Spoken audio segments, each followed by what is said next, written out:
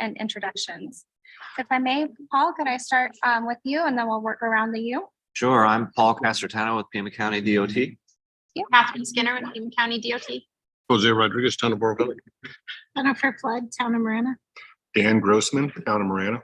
Ellis, PAG RTA. Jamie Brown with PAG. Carolyn Laurie with PAG. James Tao, PAG RTA. David Zinda, PAG. Rod Lane with ADOT. Robin Rain with City of Tucson. Andy Venus, City of Tucson. Okay, and then our virtual members, let's see. Mark Hoffman. Are you Morning, here? Mark Hoffman, ADOT Planning. Thank you. Josue. Josue Licea, Civic Tucson Planner, present. Thank you and welcome to your first meeting in the TIP subcommittee. Thank you. Let's see, Thomas Garcia, are you with us? Okay, thank you. And then if I have any members from PAG that are online. Good morning. Yeah. This is Jeanette DeRun with PAG. Okay, great. Good morning, Jeanette. And Jason Bahi, are you with us? Yes, Jason Bahi from Pasquayaki Drive. Good morning, Jason. Morning. Okay, is there anyone else online that I didn't cover? Mark Thomas Novak, Garcia. University of Arizona. Good morning, Thomas. Thanks for joining us. Okay, we have a full quorum this morning. Item 2 on the agenda is in-kind reporting. Regional planning efforts are enhanced by reporting times donated by attending volunteers and participants. PAG collects data on the time dedicated to meetings and activities to apply towards the use of matching funds for grants and federal dollars. If you are paid with federal dollars, please let us know now. Okay, thank you. Time spent in preparation for this meeting will be estimated by PAG staff who are knowledgeable of the agenda and meeting materials. At the conclusion of this meeting, the session report will automatically calculate your time spent in the meeting. Time spent working on PAG RTA initiatives, programs, and special projects also may be eligible for consideration for matching funds. Okay. Next item on the agenda is item number 3, review of the updated fiscal constraint table for fiscal year FY22 to fiscal year 2026 for the FY24 to 28 transportation improvement. Okay, Mr. Zinda. Hello, yes. Me again, David Zinda. Good to be with you all. Since the last time we met, I have updated revenue projections for STBG only.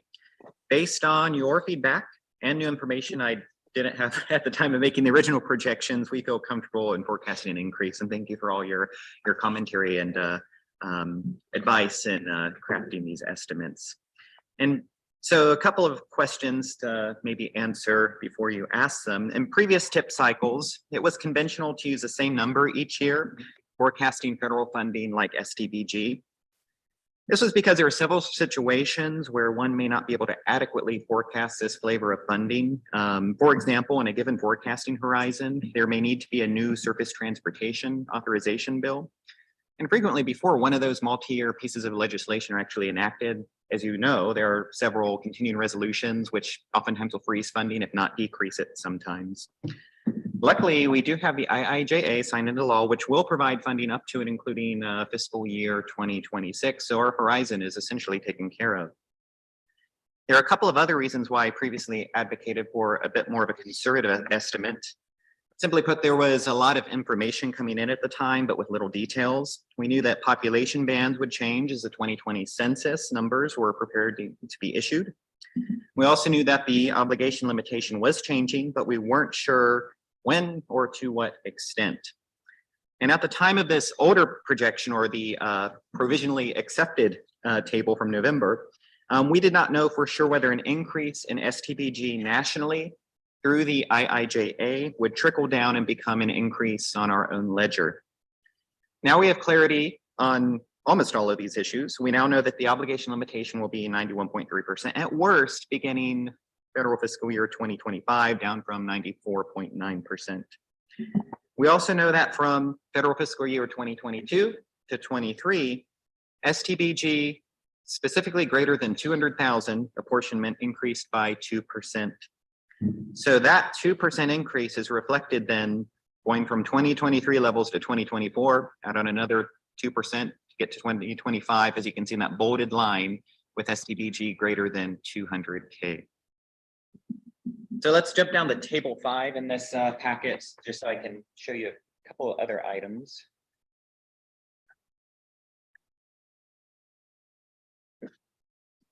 There we go. Here I show historical STBG apportionments to the PAG region since 2018. Please note that population bands changed from the FAST Act, which ended around 2021 after a continuing resolution, to the IIJ, which is why the STBG 5 to 200,000 population goes away and the 5 to 49K begins. We have no urbanized areas currently, and it doesn't look like in the next census count either, with populations 50 to 200,000. So we'll not get STBG for that region. As you can see on the left side of the column, STBG in aggregate each year increases around 1.5 to 3%, unless there is a continuing resolution, as there was in 2021, freezing the levels, if not modestly decreasing them, or a new surface transportation authorization bill, as you can see in 2022, where we hit that 7% increase. That increase year to year, barring those exceptions, is almost entirely attributable to STBG greater than 200,000, as you can see, and those growth rates are in the far right column. The lower population band STBG really doesn't change year to year. Hence, in my forecast, as you can see on the table 1, I increase greater than 200,000, but nothing else. So we're going to make 100% of STBG greater than 200,000 in population apportionment available for RTA road projects. PAG has normally used STBG in lower population bands for OWP activities and will continue to do so. This consumes almost all of the lower population band STBG. I'd be remiss if I did not say forecasting comes with error, of course, and we do not know how government funding might change in the future, given a great deal of policy uncertainty. And although a 2% increase in STBG seems historically justified, future does not always resemble the past, as David Hume teaches us.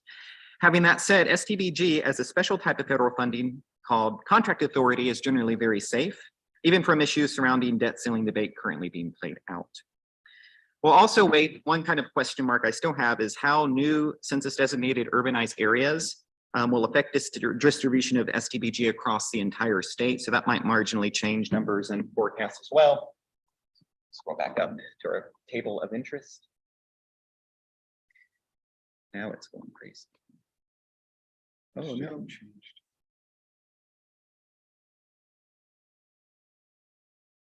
The older one. Hold on. Let's do this. Oh, this is.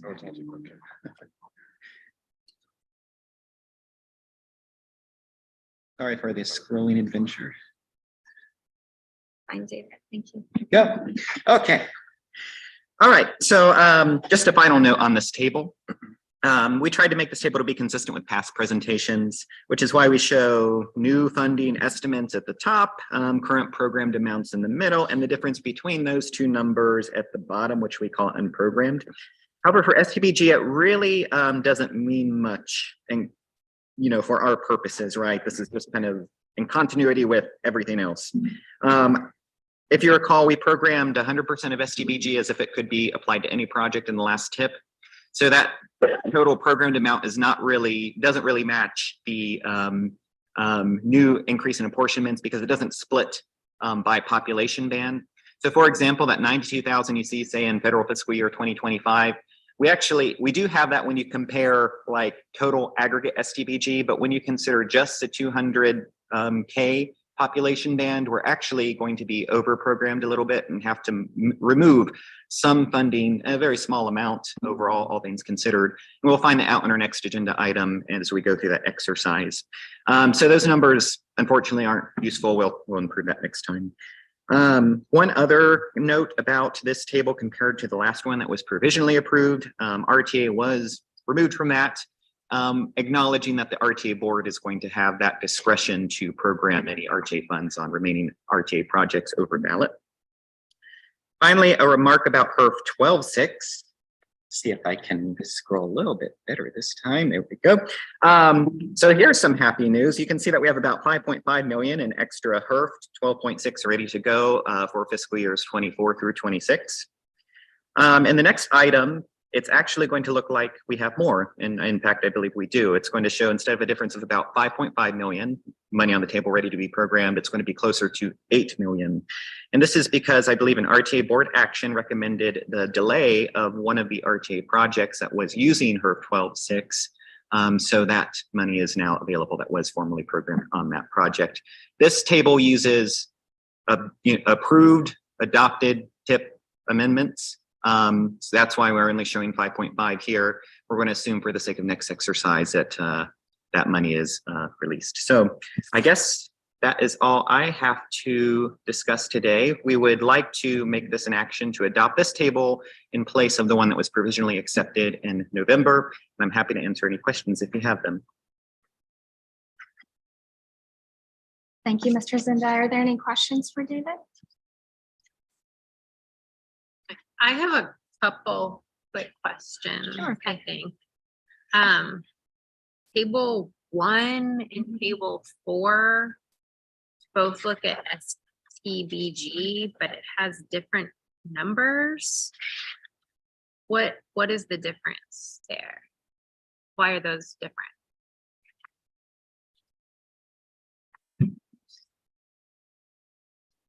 So for example, 2024 STBG revenue estimate in table 4 is 21.9 million. But I don't see that number anywhere for the STBG in table 1. 21.2 million. Yes, thank you for your question, Ms. Skinner. I think this may have come from one of our federal ledgers where it factors in some loans we periodically receive. I'd have to check to be sure.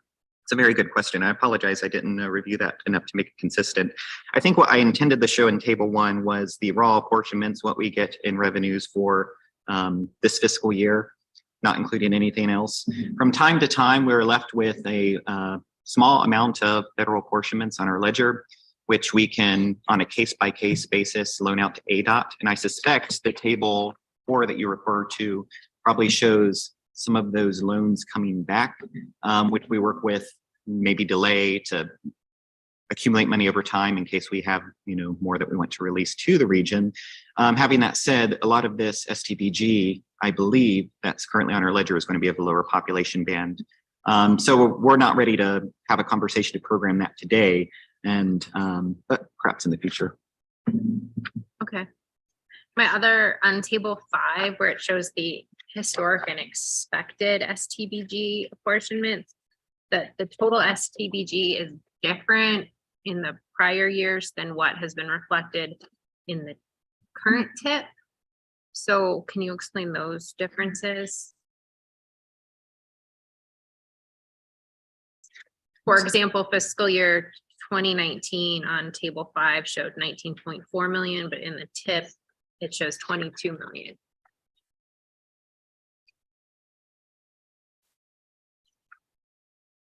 If I may jump in with this one, or we're going to Sure, please. respond. Yeah, I think this was an issue that came up at the November 30th meeting. And at some point, I think we aggregated other federal fund sources on our ledger. And we probably should have changed the label to that column, call them federal funds, or disaggregated it and just made it STBG. So there are a few years, I believe, where it was aggregated. So we heard that comment at the last TIP subcommittee, and David made that correction. Is that correct, David? That's correct. Thank you for the reminder, Jamie. Yes, and so table 5 is something that I'm actually developing to kind of correct and extend, put into the next tip as well, to be a little bit more faithful and make sure we're comparing apples to apples, apples to oranges. So thank you for your question. Robin? One more question along those lines. It seems like the band that is 49 to 200,000 is the one that is most different between table 1 and 5 in 2024. So it's just odd that the 5K number and the over 200,000 number are almost identical in the two tables, but the one there in the middle is very much different. Ms. Rain, you're talking about table 1 here? Right, so table 5, 2024, STBG SDBG under 5K is 3015 in table 5, approximately 3016, and that's the same as table 1. And the SDBG over 200,000 is 16, approximately 527, which is the same as table 1. But the 5 to 49K number is quite somewhat different. 700,000 different. Hmm? 700,000. Right, I mean, Consistently. it's just odd that the two are the same. It just awkward. Which appears to be the same discrepancy between table 4 and table 1 in terms of the overall STBG is that 700,000 switch, which the bigger number was true, we wouldn't have to deprogram anything in fiscal year 24, which I think would be a great thing. Yes, I'll check the federal ledger and we can follow up on this perhaps in another conversation.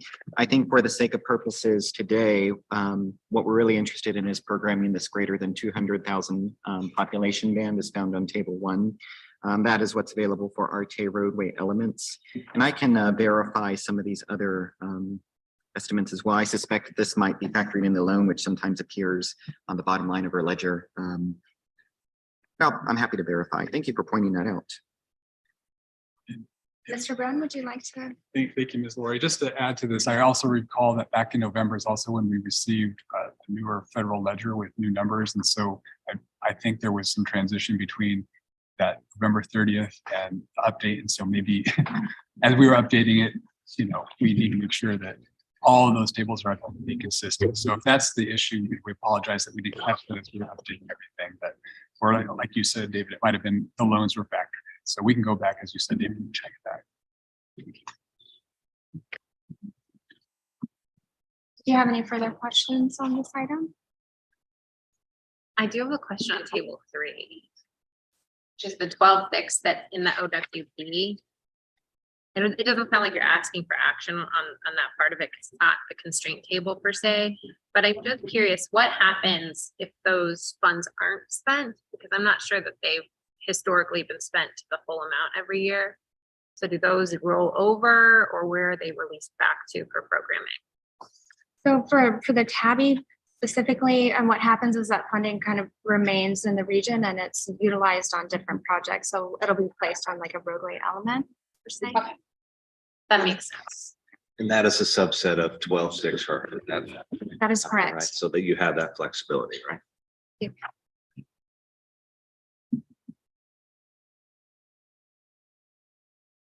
Okay.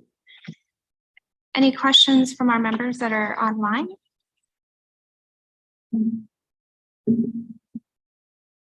Okay.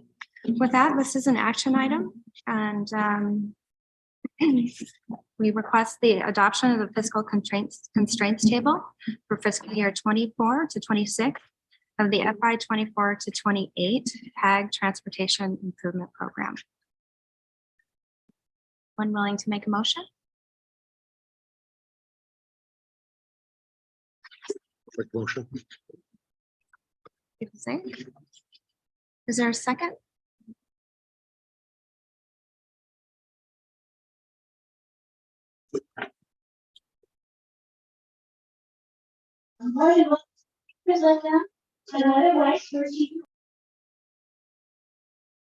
I couldn't understand that. I'm sorry, we couldn't understand you. Can you please state your name?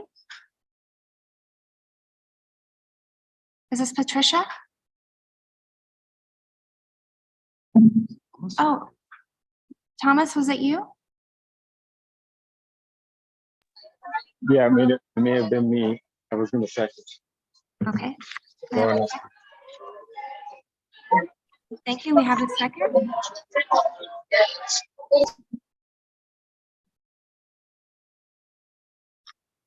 to clarify, I think that was the second. I couldn't tell it. Wait, was the second? It was the second. So then discussion. Okay, is there any discussion on the floor?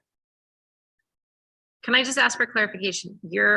This action pertains just to table 1 that was presented in the packet? Yes. And may I ask one follow-up question? Yes. If we approve this is obviously fairly conservative. If we find in the future that the amounts are different, we do have an opportunity, since we're not even really programming the full tip, to change that constraint if we discover new information. Is that correct? I may, Carolyn. I think we want to use this for the exercise to help us with the programming adjustments. So we do need a number. We do need numbers for STBG and HERF 12.6. That said, if something comes up and we realize that we were wildly off and there is still time in our process to make an update, then we can consider that. But we do, as we typically do, we do need to start off our process with these numbers.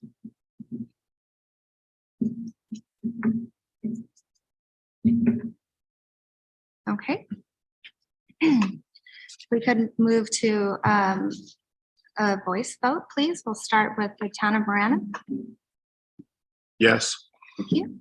Town of Sarita. Aye. Thank you. Town of Oro Valley. Aye. Thank you. ADOT, Tucson District. Thank you. Tohono O'odham Nation.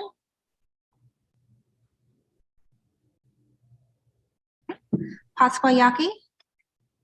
Aye. Thank you. City of South Tucson. Aye. Thank you. City of Tucson. Aye. Thank you. And Pima County. Aye. With that, motion passes and we'll move to the next agenda item. Okay.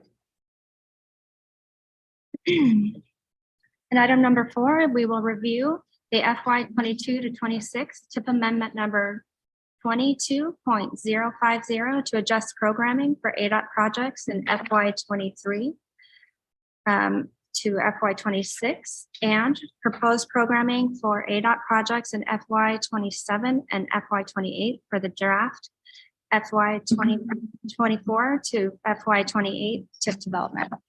We do have Mr. Mark Hoffman online that's here to walk through any questions that we may have. Mr. Hoffman? Yes, so this TIP amendment accomplishes some rebalancing with the ADOT projects. On the 87.06, this moves reprograms the 29338 of ADOT STP from was previously done was reprogrammed from Country Club construction that we could not authorize in 23 and was reprogrammed in 23 on 87.06 for right of way. The next one, 6.23 Park Avenue TI Ramp Street construction. This is a new project to the ADOT program to be added to the PAG TIP.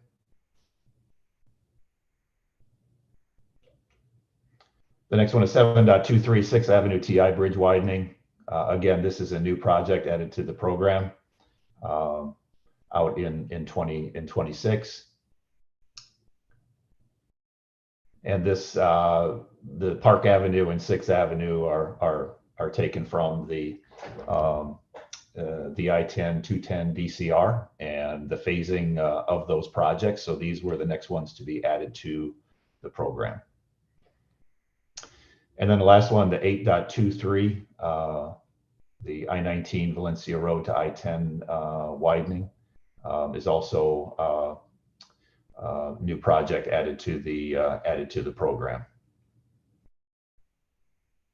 So with that said, with the TIP, we have recently gotten construction cost estimates for Country Club and Keno, including the Irvington TI. Those projects are currently in the PAG TIP. So we anticipate some additional updates to reflect those updated construction costs for those two projects. And that will follow this amendment. Thank you. Sorry, you want to go on to the 27 and 28? Or should I stop there? If I may. Go ahead. Ms. Lori, so, before we move on to, if there are any questions about this, because we are doing this in two parts in coordination with ADOT. We've got this tip amendment to the current tip, but also we have a separate item for 27 and 28. If we're able to bring forward a new tip for 24 through 2028. So maybe this is a good time to pause to see if there are questions about this. And Mr. Hoffman, is this also a good time to mention that yesterday afternoon, it sounds like there were some adjustments made to item D in terms of the funding amounts. So if we are going to take action on this today, I think we'd want to make the change to the numbers in the table as part of that action. Is that correct, Mr. Hoffman? Yes, on 8.23, due to those updated construction cost estimates to Country Club Keno and Irvington, to rebalance and to fully program the ADOT STP for the PAG region for 24 to 26. The programmed construction amount in 26 on 8.23 would be increased. And basically, we increase it so we fully program 26, and then we keep the construction programmed amount, the total programmed amount for construction the same, and we lower the amount that is anticipated in 27. So. Okay, thank you, Mark. Are there any questions related to the first half of the motion or the item? Question, I heard that the Barraza, the funding for 23, the ASTP was because Country Club can't be authorized. Is there another tip amendment that shows it being removed, or are we over-programmed then for ASTP? That's a great question. It was completed about 2 months ago in an administrative amendment. So we removed funding from that project. And then we wanted to bring it forward through the committee process to be as transparent as possible. Okay, and then my other question is on that item D, the changes that were described, are the numbers different than what we see in the tip amendment that was in the packet? I didn't hear what those numbers were specifically. Yes, the numbers are different. Would you like to put them into the record? Or I could do that. I can do it. I have it. Yeah, I've got it. So, yeah, so that number on 8.23, Valencia Road to I-10, the construction number in I-10 would change to 71,271,000, and then the amount programmed in 27 would be 73,729 to maintain a total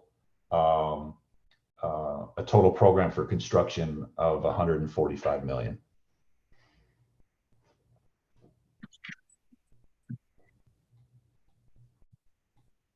The design and the right of way in 26 do the same as in Yes, they are not changing.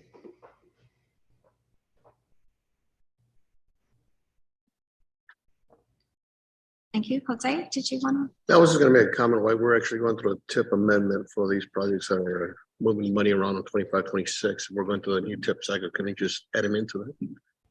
The reason why we're doing the tip amendment. Well, we wanted to bring the whole program forward for you to review. And so the decision was to combine them both in one item so that you could look at what was happening in 23 to 24 and then look at the out years as well for the 24 to 28 tip development cycle. Yeah.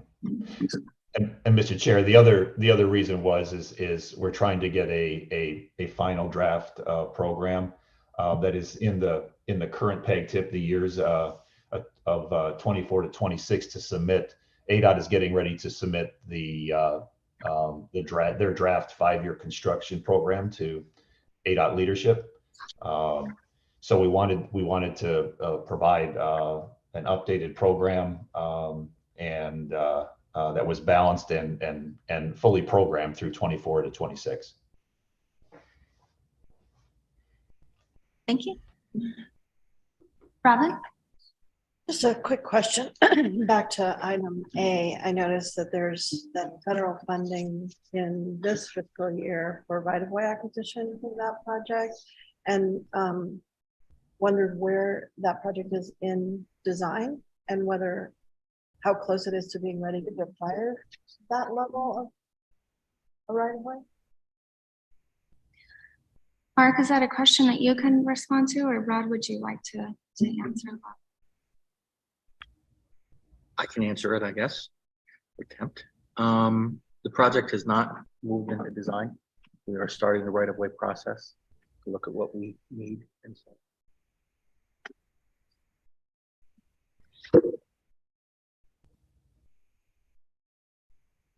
Thank you. Any further questions? Anyone joining us virtually, do you have questions?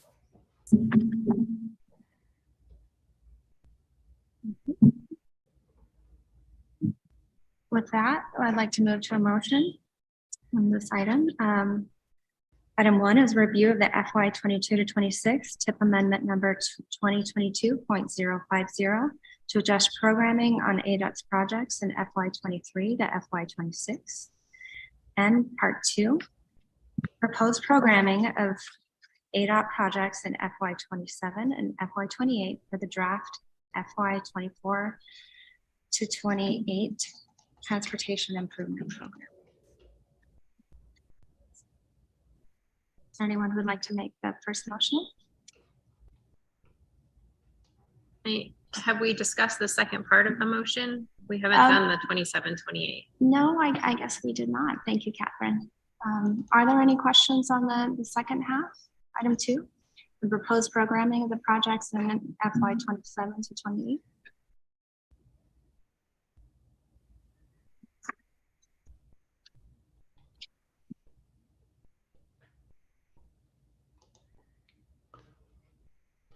As I stated, that number in 27 for phase 3, the Valencia Road to I-10, that 105,818 would be reduced to 73,729 to keep the total construction programming at 145 million.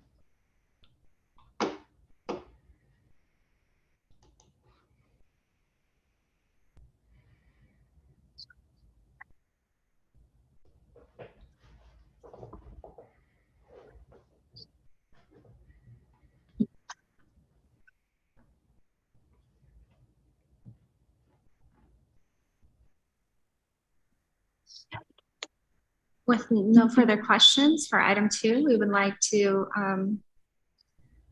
request approval of the proposed programming for ADOT projects in FY 27 to 28 for the draft FY 24 to 28 improvement program, including the adjustments that were provided by Mr. Mark Hoffman, ADOT representative. So move. This is Thomas with the town of Sarita. Thank you, Thomas. Can I get a second? Second. Okay. Any discussion? Thank you. We'll move to a voice vote. Town of Marana? Aye. Thank you. Town of Sarita? Aye. Thank you. Town of Laurel Valley? Aye. ADOT Tucson District? Aye. The Ona Odom Nation? Pasco Yaqui? Aye. Thank you. City of South Tucson? Aye. Thank you. City of Tucson? Aye. And Pima County? Aye. Thank you. Motion passes, and we move on to item 5 on the agenda.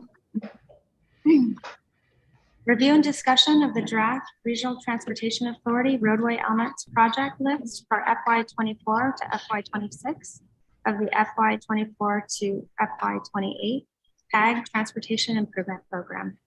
This item will be discussing and reviewing the roadway elements and looking at possible programming. And with that, I'd like to turn the item over to Mr. Brown. Thank you, Ms. Lori. Members of the subcommittee, I have some opening remarks to introduce this item, and then it'll be kind of a team effort as we guide, help facilitate this process with you. So as all of you are aware, this is the first tip that includes the years beyond the sunset of the current RTA plan. So we appreciate everyone's understanding, patience, and flexibility as we navigate through these policy considerations together. As you may also understand that compared to previous tip development cycles in recent years, we no longer have a list of funding targets, the RTA share and the RTA plan, for RTA projects since those have been met. So now that we are discussing supplemental funding for projects, we don't have funding targets for those remaining projects, and we need to focus more on a project by project basis. And as we've discussed previously, we need to make sure we have up-to-date information on project readiness, cost, et cetera, and focus on finding solutions for those projects that are construction ready. It's important to emphasize that the RTA board is committed to completing all of the roadway element projects. At this time, for this exercise, we're only making programming recommendations for fiscal years 24 to fiscal years 2026. Also at this time, we're only making adjustments to HERF 12.6 and STBG. We have unprogrammed HERF 12.6 that can be programmed on any of those 3 years. And for each fiscal year, we also have unprogrammed HERF 12.6 as shown in the blue rows in Mr. Tao's spreadsheet there at the bottom. And he'll help navigate us through that. The blue rows will indicate we've achieved fiscal constraint as well. So we'll keep a close eye on those blue rows at the bottom. Please note that we do not need to program all HERF 12.6 funds to remain fiscally constrained. We just need to not exceed what is anticipated. It's okay to underprogram since those funds do roll over. Also, per PIP policies and PAG tip policies and procedures, a 5% contingency for HERF 12.6 funds will be reserved for fiscal years 24, 25, and 26. This is noted in the latest version of the worksheet that will be used today. So the numbers for HERF 12.6 at the bottom were just adjusted to make sure we include that policy requirement. We recognize that we cannot address the total of the funding needs through this exercise today. So the focus will be on projects that are ready for construction in the first year of the program and that need additional HERF 12.6 to begin construction.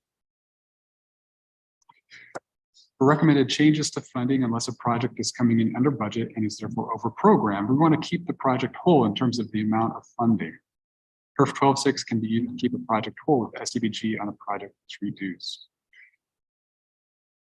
RTA funds are only programmed on an annual basis based on the budget approved annually in May by the RTA board. Therefore, programming of RTA funds will be handled separately on a case-by-case basis based on project readiness and funding availability. The TIP subcommittee, this TIP subcommittee HERF 12.6 and STBG process to recommend programming recommendations helps us better refine the funding process, identifying if there are still funding needs in fiscal year 24 that could potentially be addressed with RTA funds. So that hopefully gives us some background and context to this exercise, as well as kind of sets the parameters in terms of the funding sources and the years that we're looking at. So we've talked about this as a team internally about how we will proceed, and this exercise will follow a series of steps, starting with addressing any issues with federal funds. As many of you know, federal funds are available on an annual basis, and we do have a kind of a use it or lose it scenario with federal funds. And so we need to make sure that we address any issues that we have with those first. So once STBG has been addressed, we'll turn attention to the projects that are most construction ready for programming HERF 12.6 in fiscal year 2024. Finally, our team has discussed various options for this scenario or for this exercise, and we have actually developed a scenario that we can walk you through if that would be helpful. So we could also kind of take it case by case, but if it would be helpful for us to kind of walk through what we think would be a workable scenario, of course, that can all be modified as we move along. We would be happy to start with that. And before we get into that, I want to turn it over to Mr. Ellis to see if you have any comments about the exercise in terms of the steps. Nothing else to add on that, but we kind of looked through this. We've been working with the project teams, the jurisdictions on that. So we've kind of got a good feel on what we think we can propose and how we can kind of sequence this out more of an order type of thing as opposed to any kind of ranking or prioritization. So, throwing that out as an option, is there any concern with PAG sharing the scenario that we work through that shows fiscal constraint and just walking through that to see if that would be amenable to the TIP subcommittee? Would that be a good starting? Any concerns with that? Is there anybody that had their own preference or walked in or had their own kind of scenario one to walk through? If not, we can lead that and then see where the discussion goes. Okay, I'm not seeing any concerns. I'm seeing head nods. So I think there's agreement with starting with the scenario. Again, everything can be adjusted as we discuss it. Mr. Tao. Okay, well, thank you, Mr. Brown.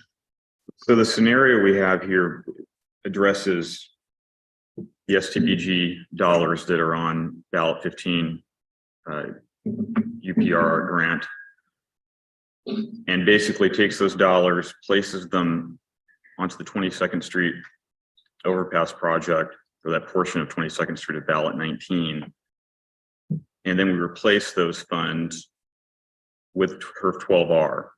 And keep in mind that Grant Road UP does not need the entirety of the ballot. It was over-programmed. Construction estimates are far lower than ballot amount. So we would address those with the HERF as needed, and that is what you can see in the peach colored cells.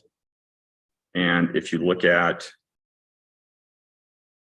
the remaining project cost estimate for ballot 15 at 25 million approximately.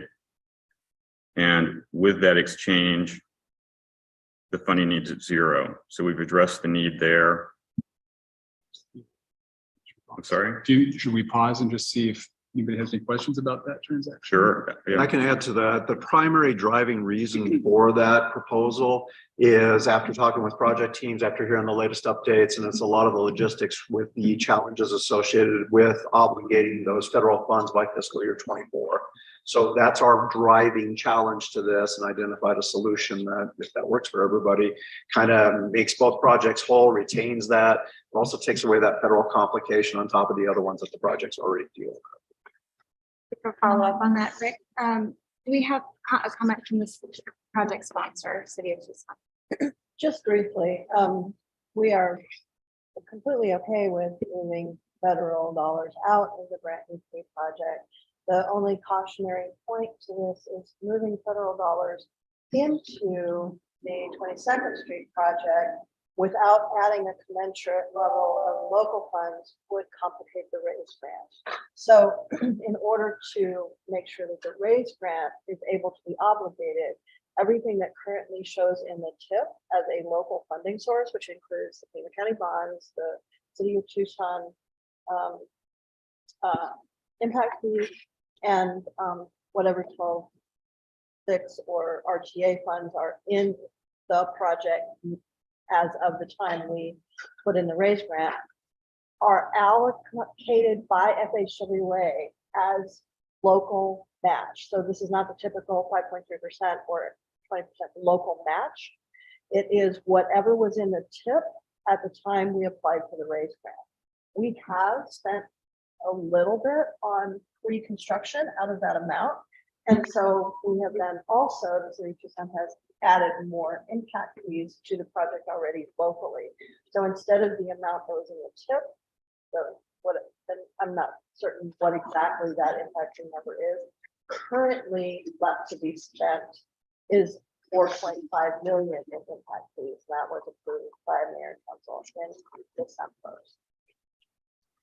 So that was to make up whatever local funds we had spent on pre-construction in order to continue to make our local match whole.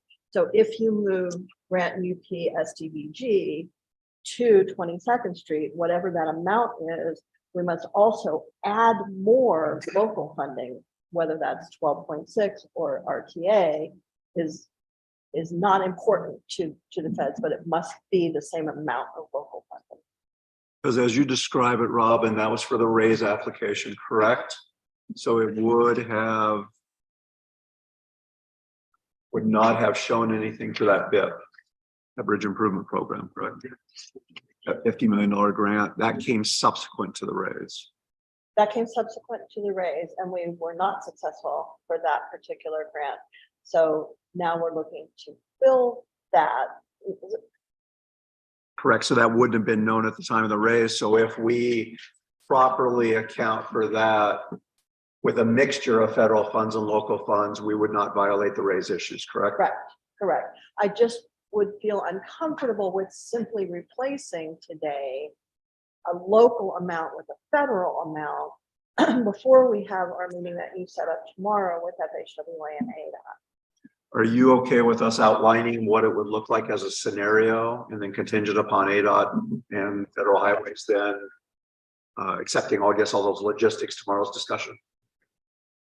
Absolutely, but I would not want to make the move official before we have that very lengthy conversation with our funding partners.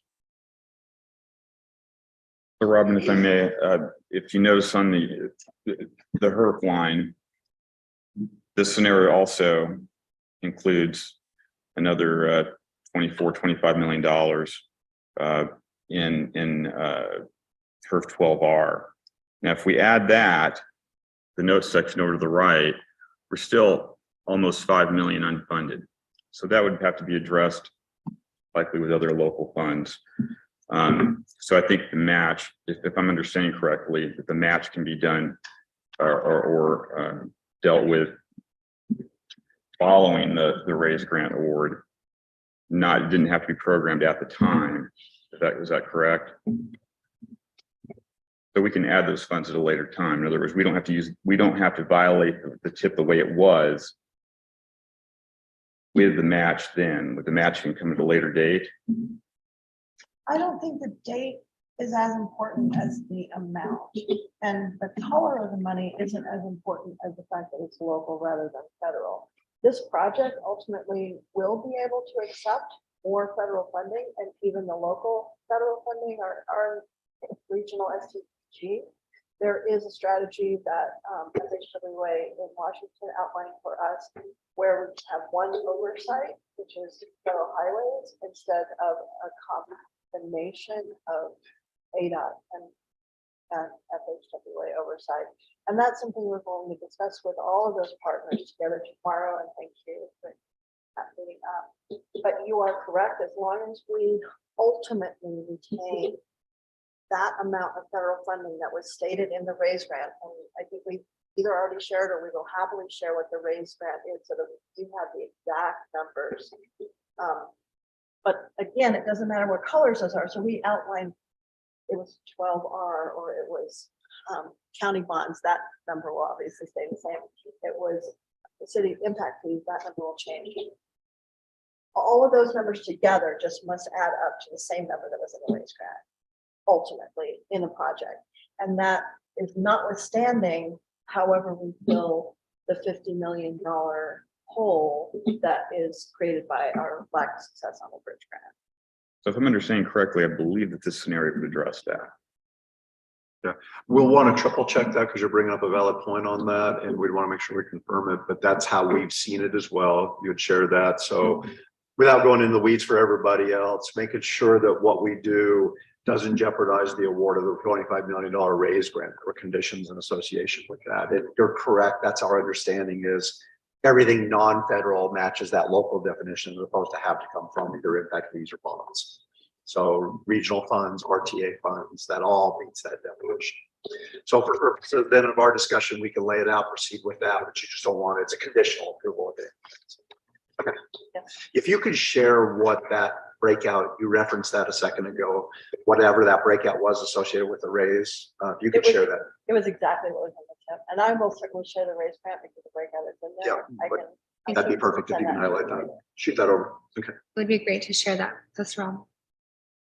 I have one question on the 22nd Street project. Maybe I don't understand how this spreadsheet is working. I know that the local funds that are showing up as 1.4 million in fiscal year 24.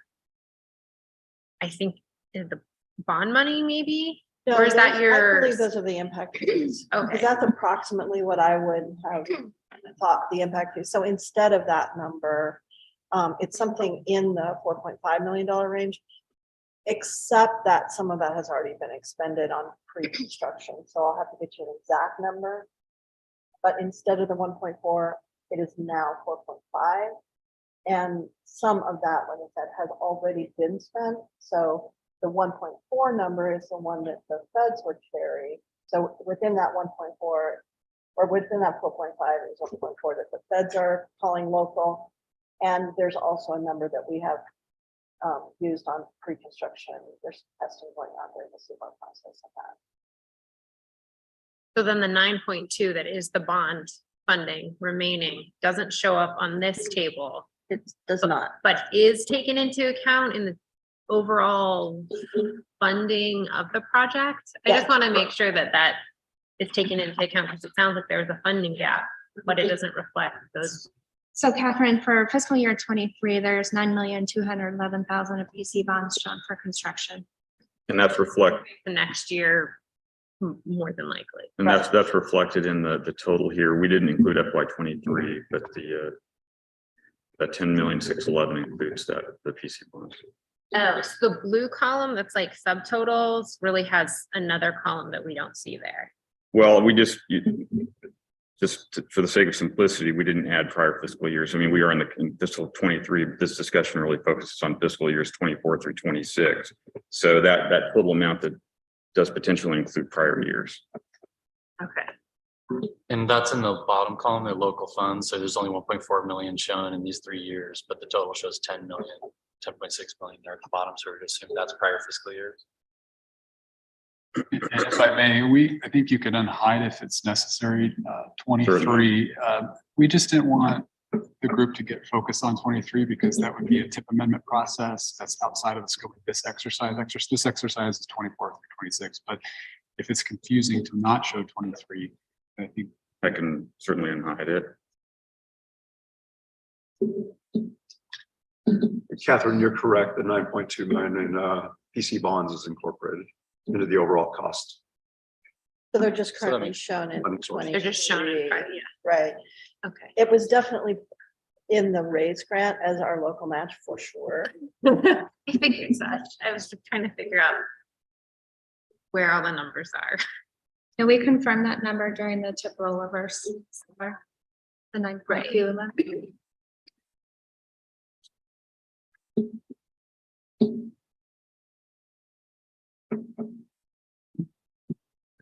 Okay. So I haven't hidden everything, so let me.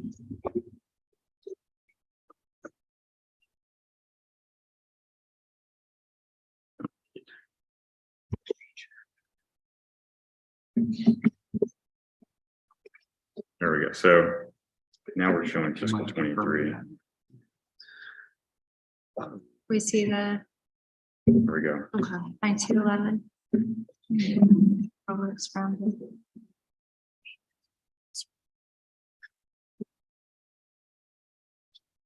So if there are any further questions on the exchanges between 22nd Street and Grant UPL, I'll go ahead and move on to. Actually, let me make sure that, so what we're proposing is basically an exchange. So both projects have to stay whole at this point. The way we broke this out is there's kind of a series or a groupings, if you will. So the first problem we wanted to tackle was the inability to obligate. So where can we deal with that? How do we deal with that? So we've got to swap that into 22nd. That means additional funds have to come out of 22nd back into Grant UP, make sure it's whole. So it's a like for like exchange. Then the second wave, the grouping of projects that we identified are the ones we want to make whole. Those are the ones based on the gap analysis on the upcoming round of projects that also includes 22nd needing to fill a funding gap, plus Silver Bell, plus then Valencia. So that's why you're seeing these red numbers in there, is there was kind of a batching, if you will, of the situations we wanted to talk to, even though there's a little bit of overlap. So Robin, I think to the point, making sure that the city is understanding the We're not taking money off grant UP to put it directly onto 22nd. We're exchanging the federal then for non-federal funds, basically defederalizes it. We had pulled that amount off. Now we have to close the gap. And that gap just has to make sure we don't violate the match problems. Correct. Saying that correctly, and that's, we're on the same page on that? That Okay. was my main concern was it's so moving federal funding or federal funding onto 22nd is That's fine. Now, it just can't be too much federal funding because we have to retain match commitments. right. So the match commitment is for the raise That's that, in the tip. and it's, includes everything that was in the tip at the time. And also, there's that 5.7% that matches the STBG. That also has to be accounted for. So we'll follow up on that. I guess that'll be a double check. The way we're thinking at it is the tip would not have identified that 50 million as a particular source. I don't believe that was the big grant. So if that didn't commit to a local amount, then mixing and matching and using that as the companion and saying that's a portion of Fed and a portion of non-Fed, then would allow us to retain the match because we're probably talking in the neighborhood of 50%. Right. Okay. And we'll come to conclusions when we meet with both FHWA and ADA at the same time as to what the exact numbers need to be so that we don't under or over apply local match. So that's why this grouping, that's why this approach, but we did segregate for purposes of the discussion. So it's really a grant de-obligation or defederalization, if you will, is kind of the first step. And then we can move into the gap analysis on the next one. Catherine, you had a question? Yeah, thank you. So my only other question then is, I know Grant Road used to have more than the 16.5 million that is moving to 22nd. So are we balancing out with this new revised STBG fiscal constraint on this project and removing that funding there? And that'd be for 24 and 25. It looks like they're smaller than what had been programmed on grant. So we did deprogram that funding during our last TIPS subcommittee meeting, and we moved it forward and reprogrammed the funding on sunset. For 23, correct, but 24 and 25, there's a difference in the STBG than what used to be on grants to what's coming over to 22. So it's not a straight exchange. We're also reducing the total STBG. So you're correct. It's below the ballot commitment based on their cost estimates. There's a savings there.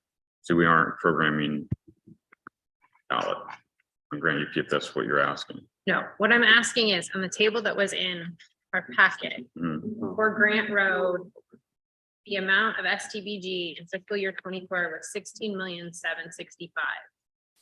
I thought I heard you say we're just moving that money to 22nd Street because that was already federalized, blah, blah, blah, but it's only 16,527. Because we were over programmed by 238,000. That was my question. In fiscal Okay. 24, right? And the same thing's happening in 25 as well. So Yes, we have to make small reductions. this into fiscal constraint through this project. Correct. Right, it can kind of kill two birds with one stone by reducing our over programming situation in the region and then dealing with the in-obligation capability. I have one more follow-up on that then. That takes, I mean, the amount we're programming to is based on the assumption that the federal money going to the OWP is what you guys plan on it to be, even though we haven't looked at those projects. So when there's changes to that program, where will that funding appear? So if I may, Ms. Skinner, is your question about whether or not the funding allocations in the tip for the OWP are going to change for the next OWP? Yeah, I mean, I guess a little bit. The table 4 that you presented, we had 17.7 million of STBG for program. And so I don't know if you're taking the obligation authority off of that, or if you're using table 1 and taking an obligation authority off, but I'm just trying to follow the constraint for the federal funding. Yes, thank you, Ms. Skinner and versus the TIP subcommittee. I went upstairs and reviewed what I had presented to you. So On table 4, as you note, yes, the STBG revenue estimates you have there would be in total. So on table 1, the lower population band, when you sum those two together, you get 4,735,000.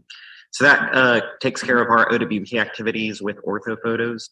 So the assumption there was we're going to take that much money and program it into the tip. So by approving this table, the idea was we're going to use that money for OWP projects. Now, the money that is left over, the difference, probably about 1 million in the ballpark there for STBG 5 to 49K, which is going to be left on the table.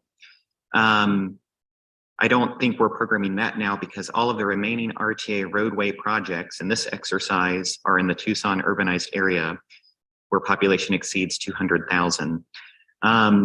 So I think I will defer maybe to you, Jamie. I don't know if there's any other comment on that remaining population band, but I don't think we have any projects that can take that money currently that are in the RTA. Is that correct? As far as I know, there are no RTA roadway element projects within those other population bands that could use the project.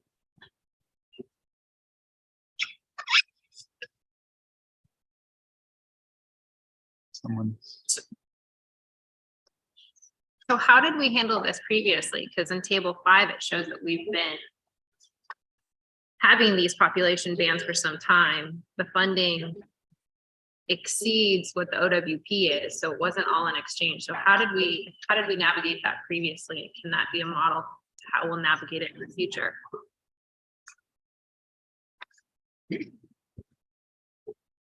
If I may, I think this is the first year that we as staff have really had to incorporate the population bands into our programming process. So my understanding is it's a combination of factors, additional funding through the IIJA, as well as just the fact that maybe behind the scenes, the population band issue was sort of handled administratively by ADOT. It was kind of a non-issue for us, but with all these different changes, as Mr. Zinda has explained in previous meetings, we're now needing to focus more on the population buckets as we do our programming. So my understanding is it just worked out previously that our OWP was able to use the lower population bands and almost to its entirety.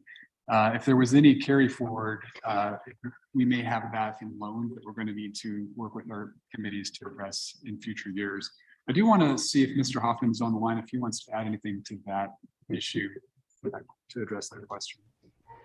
No, I think you addressed it. You know, that requirement has always been in place regarding programming by the population bands. It's just as Jamie said, either due to the projects, it just was we were able to balance that out in previous years, and last year it just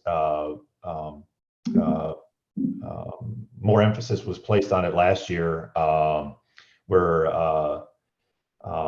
we needed to balance that out in the over 200. So it's always been there. It's just something that need to pay attention to and make sure the programming stays within those population bands, and that's the rule on authorizing those funds. So Thank you, Mark. Is your question answered, Ms. Skinner?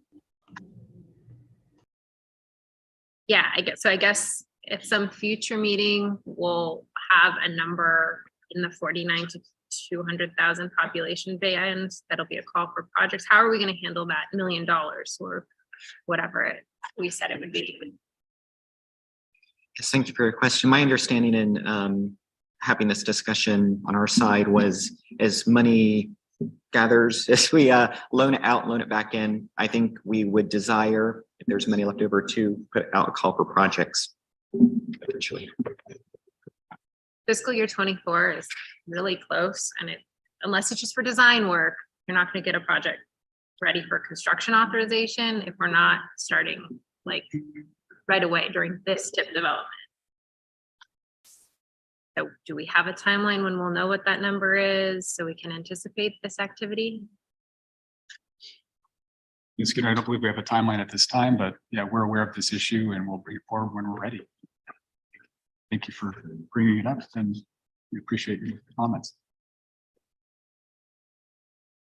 And if I could just clarify, this table that we're looking at does not show the motion of the money into these various projects. It just shows the movement of the STP out of grant UP, because I'm not seeing any additional STP into on this table, the 22nd Street project, or what was the other project we were moving it?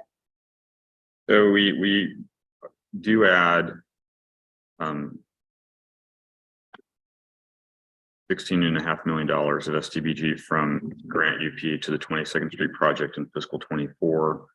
As Catherine mentioned, it is reduced fiscal constraint. So you also have another 5.2 million placed on the 22nd Street project in fiscal 25 from grant UP. So the brighter blue cells reflect those exchanges, that exchange. Not shown in the packet, shown there. Yes. Shown here, yes. Correct. That's- Sorry, I put you that's back. yes, My I apologies. thought they were the same. So Honestly thought they were the same. yeah, I'm sorry. So the I believe what's in the packet is not the scenario version. That's just as it stands currently. As it stands. Yeah. Got it. Thank you. Mr. Tao has that version. I do. Other than the 5% for HERF 12.6 that we just made after we sent out the packet for. So will we get a Agency. copy of this one? Yes, this is something we put together beforehand. We thought if it would be helpful to walk through what we think might work, that's the scenario. So the scenario wasn't put in the packet. We wanted to we didn't want to force it on you. We wanted to see if it would be helpful for the discussion. But if it's easier to work through the what was sent out, we could do that as well, or just kind of toggle between the two. But this is what he's showing now is what was shared in the packet, other than again, the adjustment at the very bottom, 5% for proposal. If I may, the intent for this exercise was for us to work kind of as a region to balance the funds throughout the fiscal years and for you as your sponsor to say, you know, we approve that, we support it, we would prefer not to shift that money. That way we could all hear it in one place and work together on it. So it really is intended to be a collaborative process.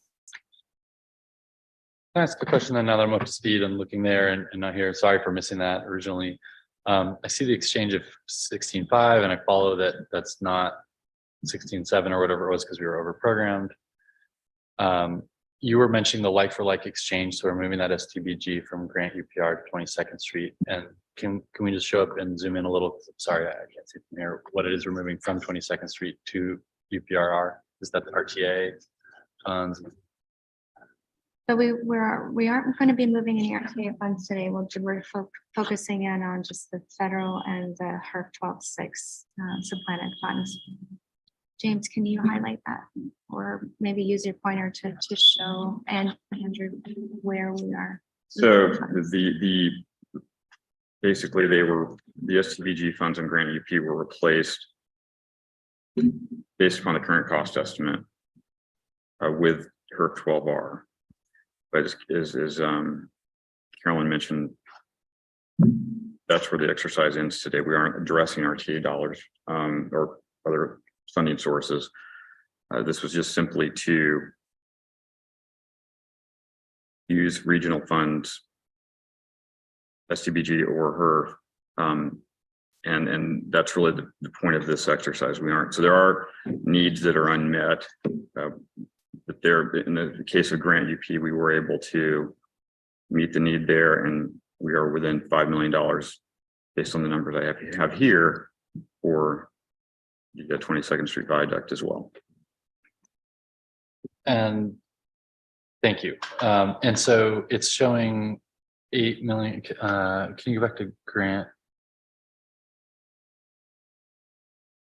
8.5 of 12R in 24 and not 16 because grant had a excess programmed on it Right. of $5 million. So there were a couple of things here. We programmed based upon need and also availability of funds. So in this instance, we were able to meet the project cost, but it wasn't the 16.5, because had we had the HERF dollars to make that happen, it would have been over programmed based upon the city's current cost estimate. And where did the remainder of STBG go? That's not reflected there. There isn't, For the STBG was taken in its entirety by 22nd Street. I'm sorry, excuse me. Okay, But it's not the same number. It's slightly less because STBG was over programmed in both those fiscal years. So we had to take that into account. I thought the STVG was over programmed by like 200,000 and this difference is 16 point almost 8 against 16. Didn't that some of that money go to the Sunset Road project? Right? That was number? 23. So James, let me ask it this way. We've got 21 million in the FH or in the STBG that's moved off of Grant UP, which was over programmed. So we were higher than estimate. We had 26 or 21 million on there, if I'm doing my math right, 16 and 5. We replace it with regional funds of 12.6. We still make the cost estimate whole, but it's not a dollar for dollar. No, it's We not. moved off 21, we moved back on 17 strong. Because that's what's needed to fulfill the latest cost estimate. Right, with ballot 15, we are not programming to ballot because that doesn't reflect the cost estimate. So we moved off more than what we replaced, but what we replaced still trues up the project. Everything still walks away whole. And just you have to keep in mind that STBG was over programmed in fiscal years 24 and 25. So there's a slight reduction there as well.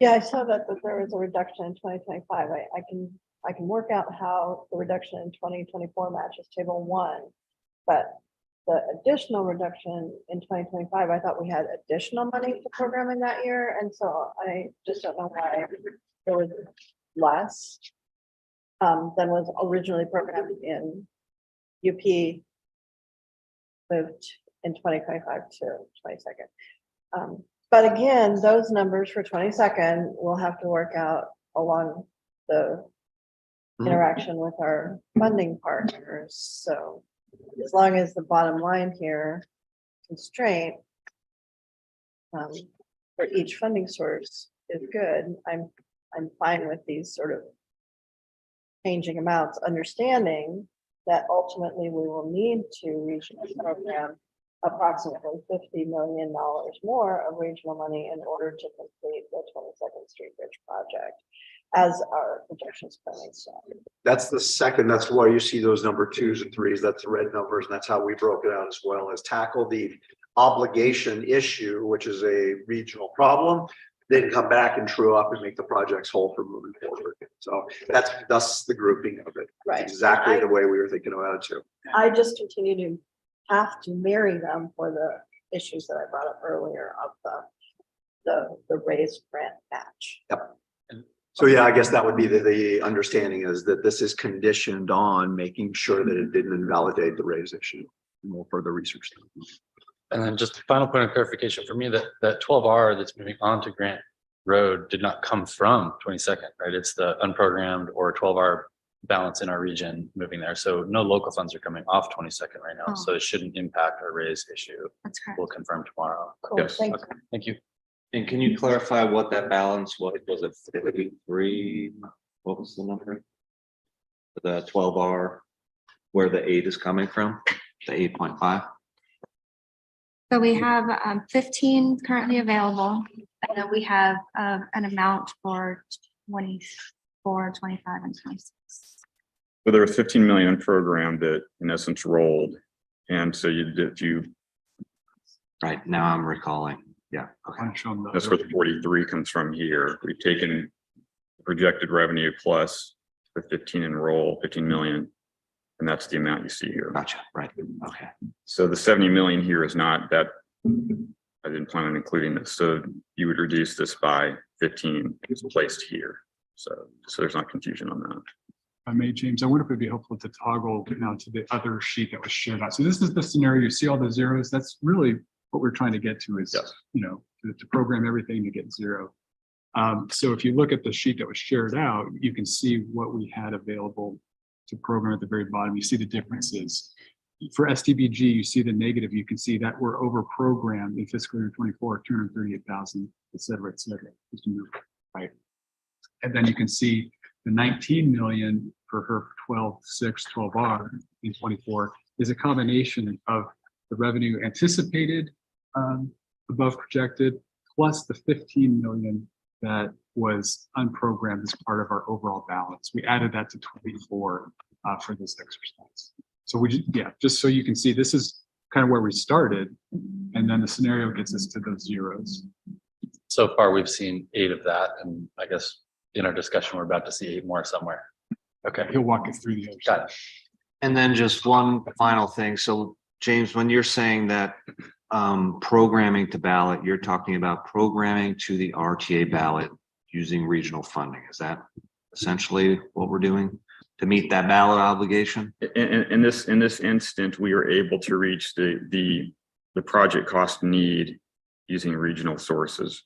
There's nothing, so we're not going to ballot for grant UP. We don't have to.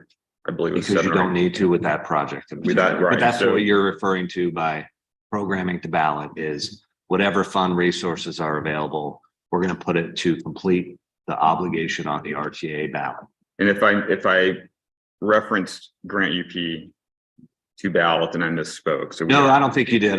It was a while back. I just wanted to clarify that we're taking all resources to meet the RTA ballot, and then any RTA or other funding beyond that is considered above and beyond the ballot. an augmentation, if you will. Right. Yes. Carolyn? Oh, yes. Yeah, just a question, just to go back to Robin's comment where she would, maybe she's figured it out through the discussion, but the reduction in 25 on 22nd Street with the STBG 5281, the reduction was to balance the over 200K that's available in that year of 16,857,000. I think she was referring to the overage that's shown, but that's overage is shown in table 1 based on the total STBG, and this is strictly the 16,857 for the over 200 urbanized area. So that's what that reduction is for, and that's why it shows balanced at the bottom. So, and that's in FY24, but there's a difference between table 1, as was described that we approved earlier as a joint table, and what we're removing from program essentially, or needing to remove from the table that's in our packet that look like the same sort of outline as this one. So in our packet, it's showing we're over programmed in 25 by like 400,000, but in table 1, it shows that we have 92,000 more of the program. It's just a slightly different set of numbers. Yeah, and it's because we're only programming the over 200,000 STBG. that's right. Gap of funding there that we are going to program at some point in the future. Correct. I have a question. So I know you said we're not discussing RTA funds. So is that going to be solely the RTA board that's taking action on RTA funds, even in 24 through 26? Jamie, I'll ask you to answer that. I believe we kind of touched on that earlier through the RTA budget process. That's right. Yeah, thank you, Ms. Laura. Yeah, so this process is going to help us refine what the gap is for the project, what the funding needs are, for then the RTA board to consider on a case-by-case basis where additional funds based on the annual budget that's approved in May can be programmed on those projects. So we're in, again, kind of uncharted territory. And so that's the process as I understand it today. Oh, so, okay.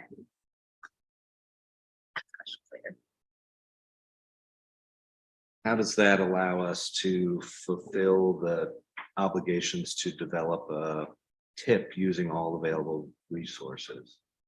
So I guess like this isn't anything but a partial TIP amendment then? Are we developing a 24, 28 TIP, or are we just kind of putting change into the projects as we go? Like, I'm just having a hard time reconciling the tip development process as we know what the requirements of that are, and leaving completely the largest funding source to the region to the side that we'll deal with later. So it's just a series of tip amendments is kind of how it feels to me, rather than a development of a comprehensive 5-year program. Thank you, Mr. Albertano. And we understand that. And I feel like we're trying to address that as, you know, we really don't know at this point if we are moving forward with just amending the current tip, or if we're going to be able to bring forward a full FY 24 through 28. We're just taking it step by step. And once we have information, we know that we're going to be able to proceed, we'll let you know. But we are working internally to move the process forward. So for a full tip development cycle. So that includes the modeling as to the extent that we can, all the analysis, the GIS, the updates to the text. But we do want to make sure we go through this and make sure that we're not just parking funds on projects that aren't ready to go. We take a really close look at need, construction readiness, and then take it through as best we can. Okay, So the second grouping of projects that's denoted, so that was the first one, over programming of the region, de-obligation of the funds as accordingly. The second grouping we identified is the gap analysis, and we've talked about that. You guys have all heard about that. And the ones we identified, we kind of laid these out in sequence just based on timing and readiness. Grant Road 3-4 has already been IGA. Both the board and the mayor and council have approved on those, so that's why you don't see that one on here. That's already been made whole to the current estimate that we have on there. So the remaining 3 that we've got coming up in this, what we call the next wave, is 22nd Street. So as Robin and Andy are sharing, we were unsuccessful with the BIP grant for the region, so we need to close that gap on there. So that's one project. The second one is Silverbell. Silverbell right now, the design is done, but the project team is going through all the numerous logistics for final approvals, confirmation review comments, incorporation of that by the necessary partners and stakeholders like the water company and wastewater, and then completing the right-of-way acquisition and utility activities. So it's going to be advertised in upcoming months.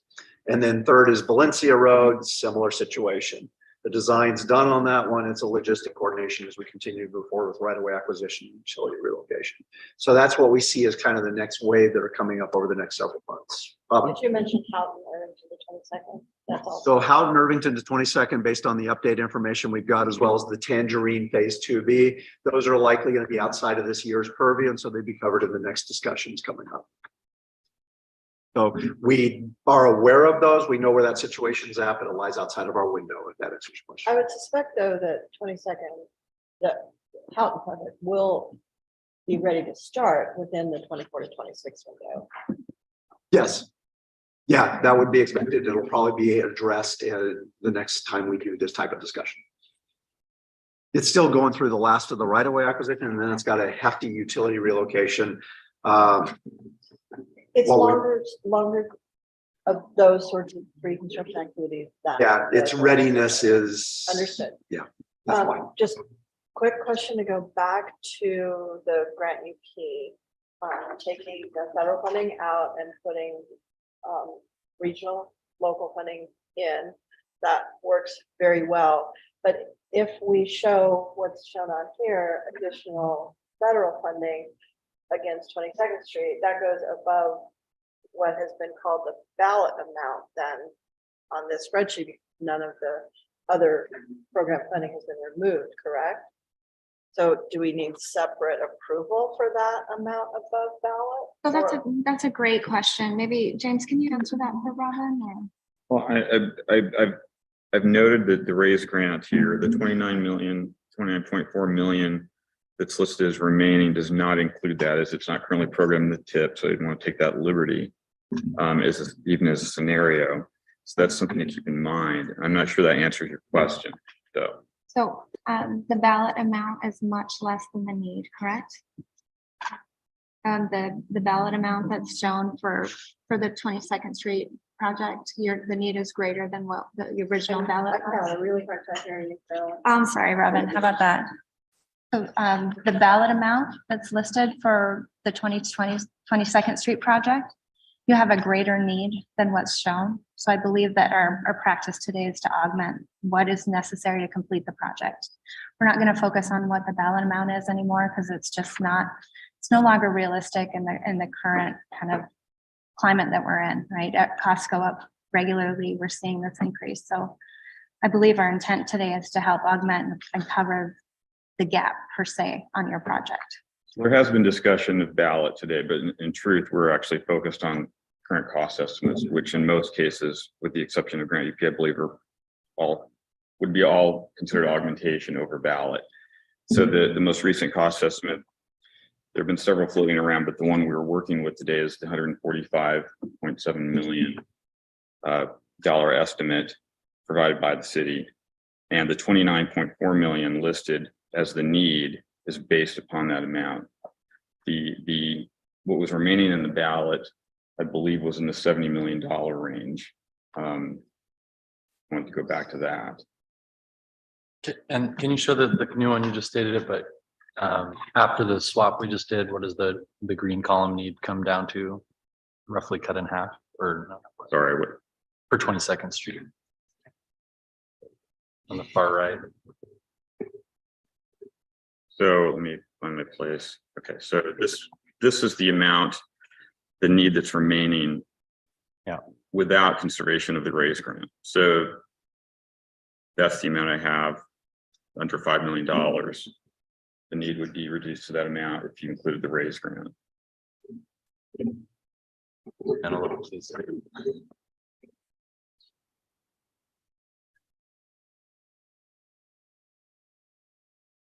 Thank you. If it would be helpful, we can scoot down or add a chair that's closer for you. That worked. Zooming in and zooming out. Okay. Thank you.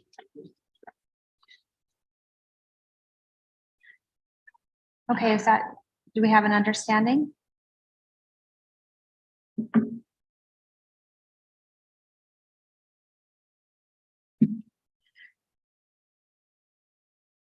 So then, James, your summary on, so looking at 22nd, what was the shortfall?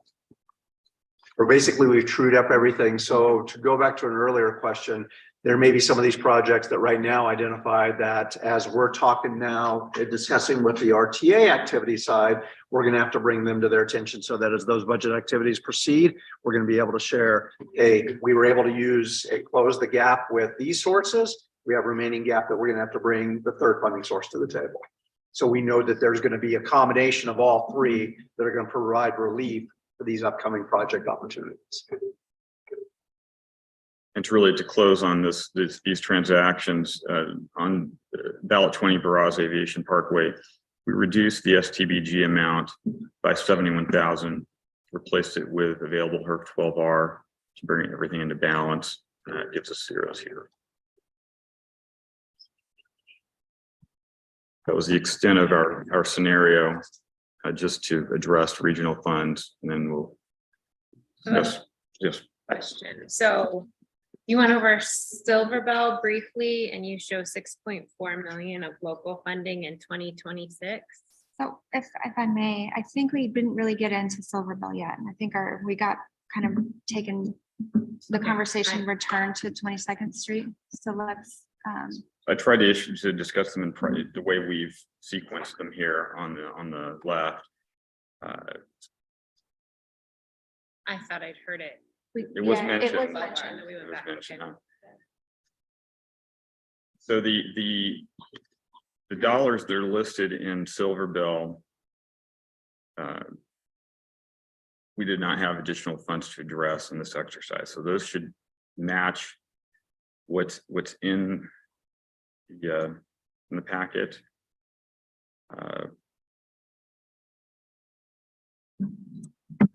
They do, and the 6.4 million is not for the phase that's going to happen in this time period. So that should be zeroed out, which is going to create a larger funding deficit for that project. Yeah, you keep saying Silver Bell, but what section of Silver Bell? Is it all the way to? Well, it reflects the way it's programmed in the tip.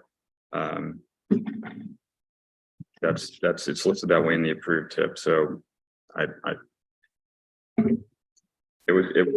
wouldn't be helpful for me to move at this point. For the For the purposes of figuring out what the funding gap is for the remaining RTA, I believe it would be useful because RTA board has already taken action that the phase the 6.4 million is with, it's not in the RTA.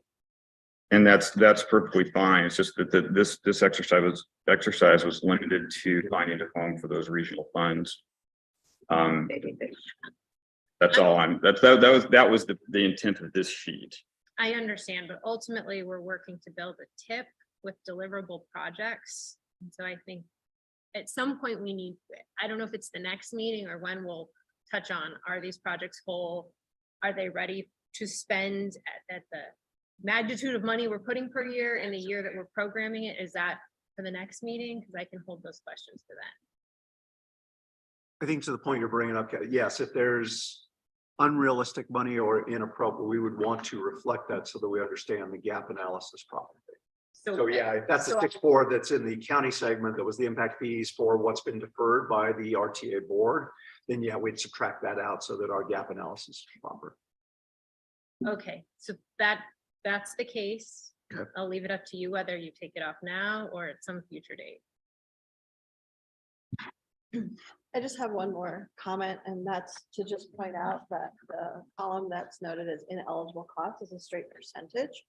And I would suspect that on a project where, like 22nd, where the great preponderance of cost projection is the structure itself, which is all eligible, that may be an overassessment of an eligible cost. So we did address that at the most recent project update.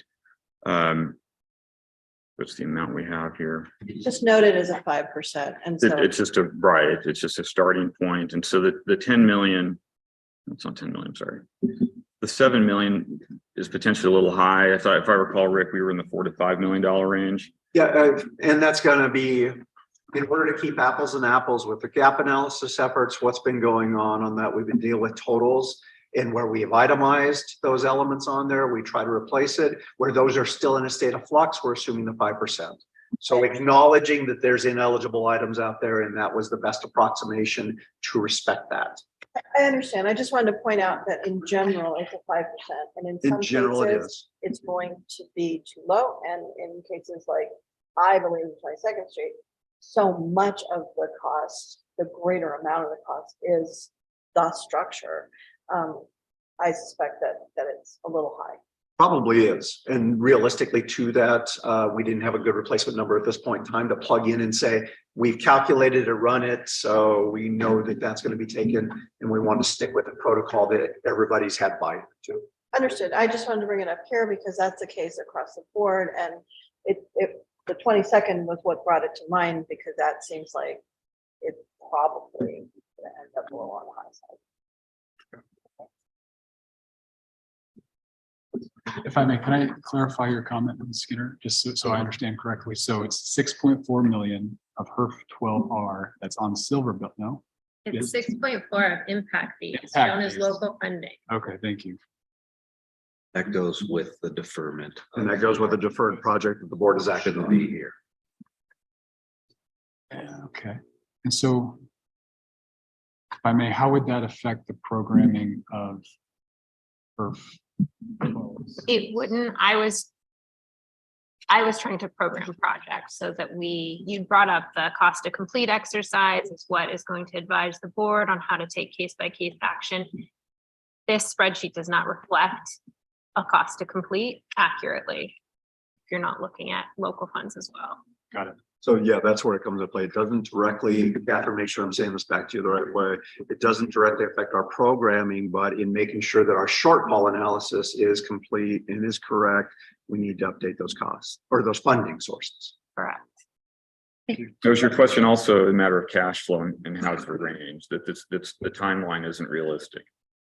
That's my other comment, that I think at some point we need to really have the conversation, jurisdictions representing their projects, the readiness to spend this amount of money in the years it's programmed. Otherwise, we're going to continue to roll forward $50 million a year of 12.6 and however much of RTA, and I don't know the value of that to the region. Thank you, Catherine.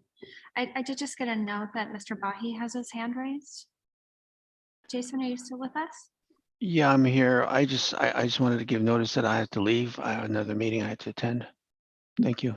Thank you for letting us know. We appreciate your time this morning. We still have a quorum. Thank you. Bye. Real quick, if I Yes. may, just to add, so we've shared this out with you, this worksheet, at least an earlier version with you to confirm the local funding. So we can do that again, just make sure we have the correct information. So we want to make sure.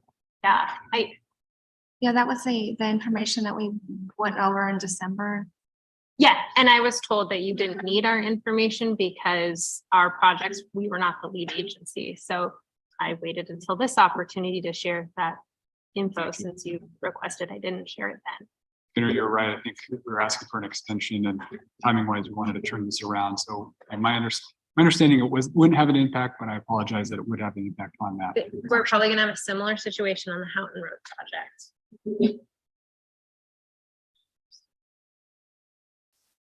So James, with 2A, so yeah, there's still shortfall we've got to close the gap on, correct? Go back to the scenario.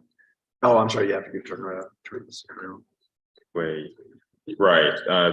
So again, if we, and that's, we'll just stay with the 5% ineligible costs for the moment. Under that assumption, we would still be, we'd be around $5 million unfunded with the raise grant with this scenario.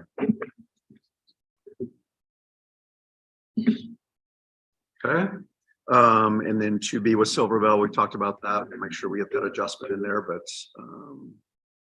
and then 2C was the Valencia Road. City is the lead agency on that one with jurisdiction participation from the county.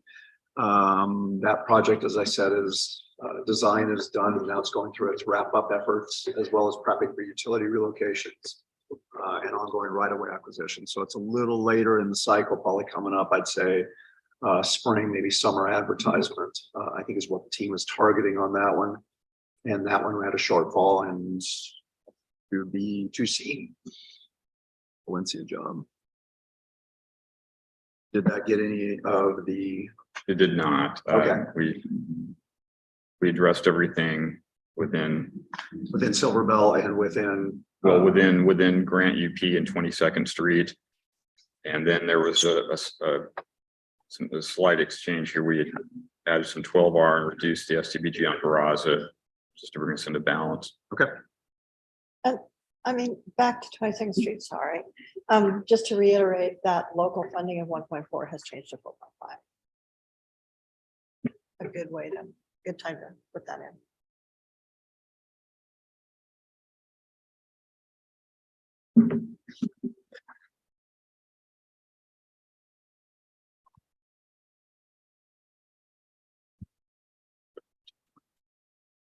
That'd be nice. I would Okay, I like that. Yeah. Speaking my Like language. that. Got a motion. 4.5 or 1.5. And folks, that's how you buy happiness. 4.5. I like the 15. I don't have it. The third project up there is Grant Road, and in discussions with the project team on that one, there's an opportunity. The project is currently at the 60% milestone going through that review. This is for 5 and 6. This is the central section. So the western end has been completed. The eastern end is going to go out to advertisement sometime in the spring or summer. And then the middle piece in between, which is referred to as 5, 6. At the 60% milestone, we've identified that it's appropriate time for right-of-way acquisition to be initiated, and not to the small amounts of just hardship acquisition, but a full-on investment in there. And in working with them, we've identified, what did we come up with? 25 million, something like that. I believe it was 25. Yeah, 25 million has been identified as an amount to get going and get underway on that. Kind of similar to what was done on the 3-4 effort, where that was identified and then follow-up amendments were done to complete the right-of-way activities on that. So that's now being going through the three-phase approach. We had a problem to address with the obligation issues. We have gap situations to close the gap on. This is now an opportunity. This is how we've broken it out and seen that these projects kind of segregate into that categorization. So then that would be then advancing the right-of-way activity to overlap with the upcoming construction on the eastern set of phases. And not to be repetitive, but that 5.6 obviously will go over the ballot amount when it goes to construction. So this is around the gap analysis to ensure that in this model, we've associated funding with both right of way and construction, or just right of way at this time. This right away at this time, because that's the activity that is ready to. That is begin. imminent, certainly. Imminent, thank you. It just, I mean, certainly it's probably in 27, 28, which is beyond what we're programming now, but would have to follow up with some level of construction relatively shortly after right-of-way acquisition, because having city/RTA owned properties along the corridor for an extended period of time is obviously not optimal. So I'm going to try to say it the way it was explained to me when I've asked this a bunch of times. James alluded to it. We're working off of the gap analysis exercise and efforts on this. So by action by the board with the 4 projects that have been identified by the county and the city, that has allowed us to true up on the rest of the projects to the estimates that have been provided at that time based on the funding scenario. And that essentially balanced us close enough. You remember Jim's presentation at numerous committee meetings.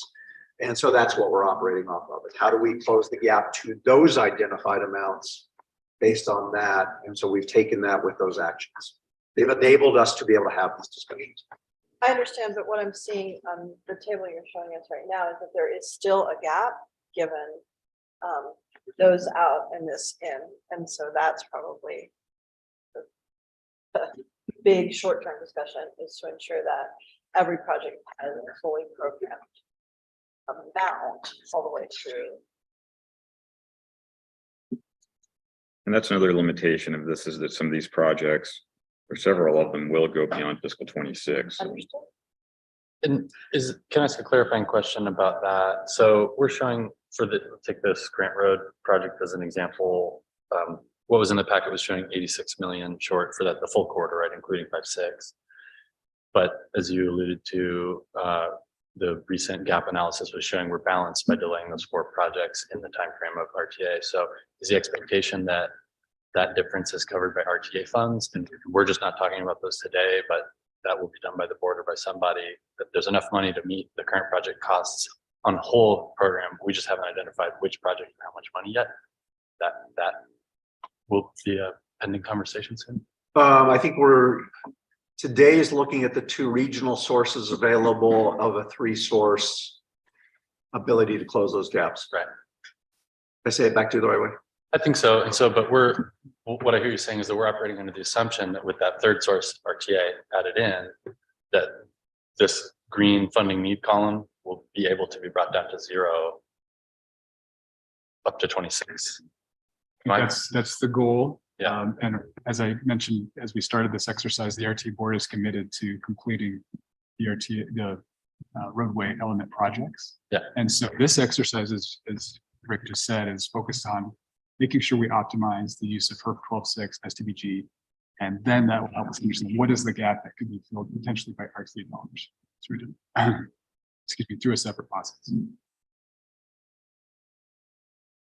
So it's a bit of a departure from the 2015 action, which was fill the ballot amount with RTA, augment with regional funds, and then the third choice would be how to augment with RTA, which is really what I felt like the board is doing. We're filling ballot amount and some, if necessary, with regional fund, with local funds. Then we're looking at RTA as one big chunk for a project. So the RTA right now has no obligation to do RTA ballot with RTA dollars. We're meeting obligations through regional funds as a primary source. I don't believe that's correct. I think the intent today really is we're focused on getting the regional dollars programmed, and then we'll have a clear idea of then what it will be necessary for the RTA funds and how the board chooses to program them through the IGA process or however they deem correct. So really our hope was that we could move through all these projects today, have the regional and HERF 12 $6 programmed in such a fashion that we could move on. The next step would be to identify what the needs were for the RTA funds. We'd have a clear idea, okay, this is the final amount that we need to balance out this TIP development process. We're beyond. I Step know by we- step. It seems like were we talking about RTA today, we could get maybe all of these done, but we're gonna do the local funds and STVG first. We're gonna come back and talk about RTA next step. Hopefully after that point, we'll have the program minus those 4 projects. Are we gonna talk about RTA? Or are we gonna be told? Yeah, my understanding is that that's a separate process. I don't know that the TIP subcommittee is going to be as directly involved with that, but that's to be determined. Again, today, we're taking this step by step. Today's PERF 12-6 SDBG. Let's go through this exercise and refine what is the need for these projects. We understand it's beyond the ballot amount for many of these projects. That's just, the ballot amount is just for tracking purposes only. Okay, so we'll have more information about that RTA process at a later time. Was the intent to make the projects that are ready to go whole right now in the regional fund? That's, Because obviously they got like 1, 2, 3. that's why, Oh. that was the intent, is to bring this forward to you in the way we saw it, breaking out, segregating, so that this kind of represents, like you used the word wave, like a better word. But yeah, it's essentially saying for the upcoming ones that are at that state of readiness, this is how they break out and separate. So we're not going to park future funds out there for a future project that's still to be determined. The board's direction has been bring us to it case by case basis. When you are ready, eligible, construction being the focus, and then obviously Grant Road 5-6 being an opportunity that wants to fall in that same category. So have action ready. That's been the direction we've been told. Makes sense because the balance of RT and not RT 12.6 months. And they're saying that we'll allocate that. We look at that too. Why it's being used? We're not going to camp it. So past efforts, and that was practices, put it out there 3, 4, 5 years. It's wait a second. What do you got that's ready to go after it now, utilize it, move forward and produce results. All right. Do you feel comfortable, Andy and Robin? Can we move on to the next scenario item? Rick? I think that, yeah, that kind of basically, that's how we had broken it out. And that's what we wanted to share with you guys, is that's what we've been putting a lot of time, effort, thought, especially the latest round of updates with the projects and with the teams and with the jurisdictions, as to this is kind of how we saw them grouping out. I may, one minor. Oh, go ahead. If I may, Rick, one minor thing I don't think we talked about was Peraza and that slight reduction of SDBG. Did we talk about that? We covered that in the Did we? earlier discussion Okay. when we were acknowledging that the shift from Grant UP into 22nd was not a dollar for dollar. It was absorbing the over programming. Okay, thank you. Yeah. Thank you. So I think that's been addressed. So there's no change on Grant from what was in the packet to what you're showing here from what I see. Ballot 18, no, there's no change.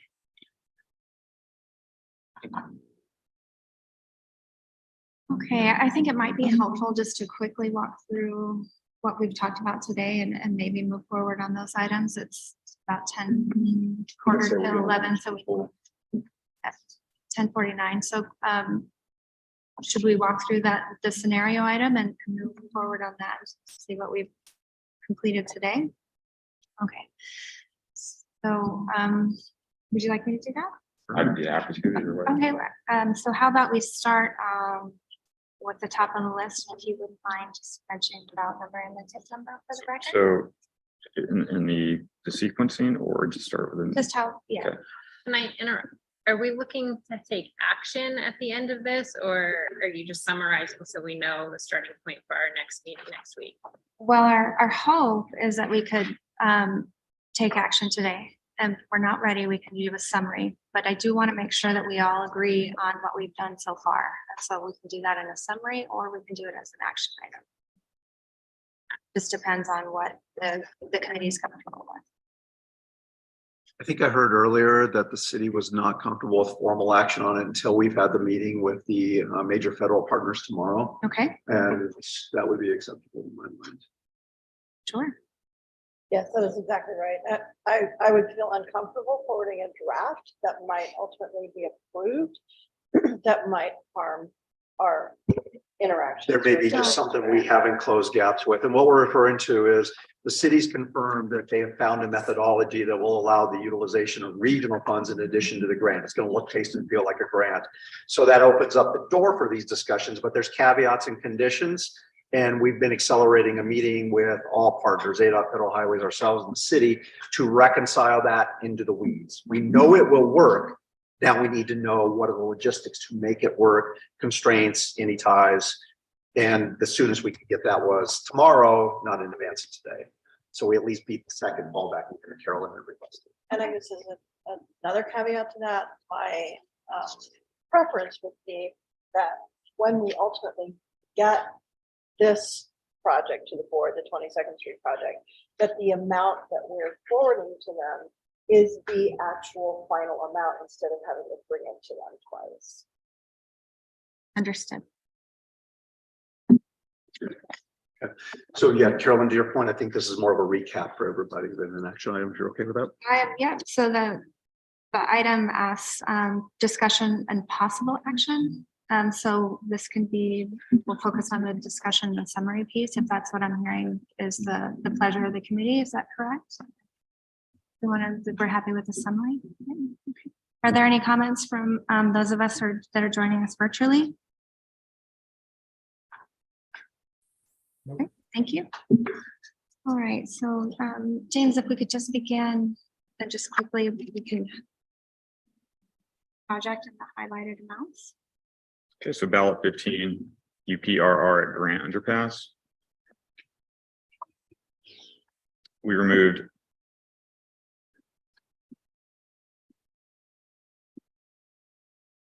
$16,765,000 in fiscal year 24.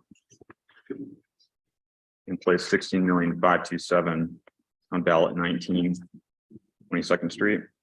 In fiscal year 25, we reduced or eliminated STBG in the amount of $5,689,000 on ballot 15. UPR at Grand Underpass, placed it on ballot 19, 22nd Street. All right. And actually a smaller amount, $5,281,000. So we balanced STBG for fiscal year 23 and fiscal year 20, fiscal year 24 and fiscal year 25. Then we're adding $8,587,693 to ballot 15 in fiscal year 24. And in fiscal year 25, we're adding $9,632,692 of HERC 12R to grant or to ballot 15.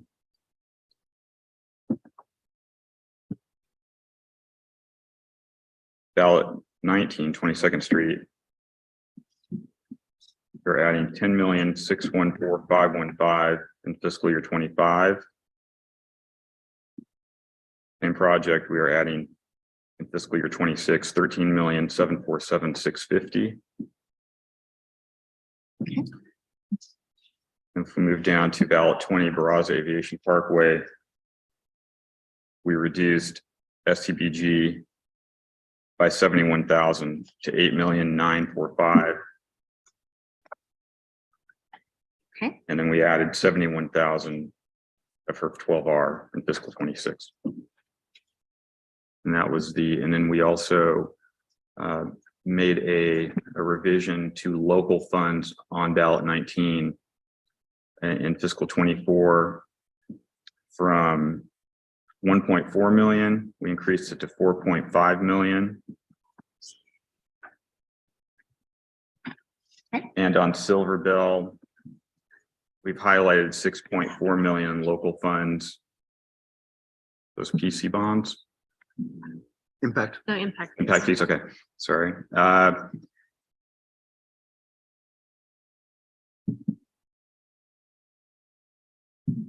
And I recall the concern with the timeline. And Catherine, the first part of that I've forgotten. There's zero funding for the phase that's in the current RTA. The 6.4 goes with the project that was deferred. Okay. So for the purposes of a cost to complete, that's what this is doing. That 6.4 should be zero. Great, thank you. Concludes That the concludes. exercise. Yeah. Okay, great. And with that, we captured the summary. Thank you all for your time today. We'll follow up with the next meeting, and we close item 5. We move to adjournment. Item 6. Oh, excuse me. Sorry, Robin. Same question. It's just, if we could have this so that we can see what the future looks like, that would be ever so helpful. Because we just noted, because it was hard to see sometimes, Yeah. that we didn't have all the details that this showed, and it would be so helpful, because especially with our conversation tomorrow, it would be nice to have this in front of me when we're talking ethics, so we want to have more certainty. Ultimately, what they've asked of the city of Tucson is for us to say, this amount can be programmed in the region, which is that the gap from the 145 number and the original ballot that was programmed. So that this action can show them that we have that in motion as we go through. So, because that's one of the things they want from us is a statement saying that this project has a certainty of being fully funded. Thank you, Robin. I appreciate that, and we'll follow up with you on it. You'll send us that raise breakout information today or as soon as you get back? But we'll need it in the next couple of weeks/months, but it's it'll be part of the conversation we have with them tomorrow. Yeah, but do you have that so we can look at it better in advance? One of our, what we sent for raise our local match. Yeah. Oh, oh, absolutely. I will send you that application. Yeah, whatever that. Right. Paul and Catherine, quickly before you leave, regarding the Silver Bell project, could we ask, would you like us to include that in the motion today to be sure that we capture that discussion? There is no Or motion. There was just, discussion. I mean, captured in the notes, it was part of our discussion, but I mean, if subject to action. no concerns with 22nd, could we take, was that the only concern? Could we have a motion to move this forward? To approve the list, assuming that there are no concerns with that? In my mind, there was far too much uncertainty with the numbers presented today and an ability to understand how it applies to all the requirements for a tip to know whether it's appropriate. thank you. Thank you. All right, I guess our meeting